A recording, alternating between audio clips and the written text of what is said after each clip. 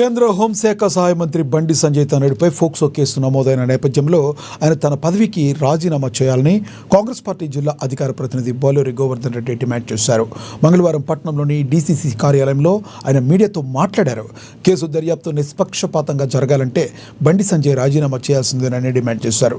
గతంలో పలువురు మంత్రులపై వివిధ ఆరోపణలు వచ్చినప్పుడు వారు నైతిక బాధ్యత వహిస్తూ రాజీనామా చేశారని గుర్తు చేశారు.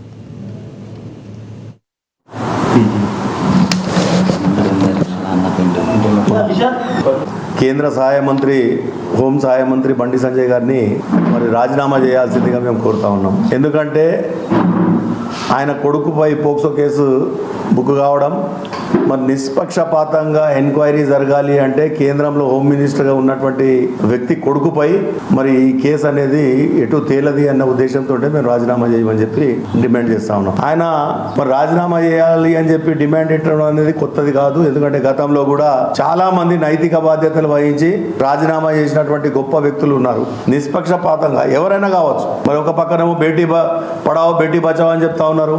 ఇంకొక పక్క 50% రిజర్వేషన్ మేము మహిళలకు కల్పిస్తానంటే కూడా మీరు అడ్డుకున్నారని చెప్పి వేరే పార్టీల వాళ్ళకు మీరు చెప్పడం జరిగింది. మరి ఈరోజు వాస్తవంగా వాళ్ళ కొడుకుకు అన్యాయం జరిగిందా, అమ్మాయికి అన్యాయం జరిగిందా అని నిష్పక్షపాతమైనటువంటి ఒక ఎంక్వైరీ జరగాలి అంటే కేంద్ర హోంమంత్రిగా మీరు కొనసాగితే ఎట్టి పరిస్థితుల్లో న్యాయం జరగదు అని చెప్పి భావిస్తున్నాం. కనుకనే ఈరోజు రాజీనామా చేయాల్సిందిగా మేము డిమాండ్ చేస్తూ ఉన్నాం. గతంలో చాలామంది మంత్రులు రాజీనామా చేసినట్టు ఇప్పుడే మీకు చెప్పడం జరిగింది.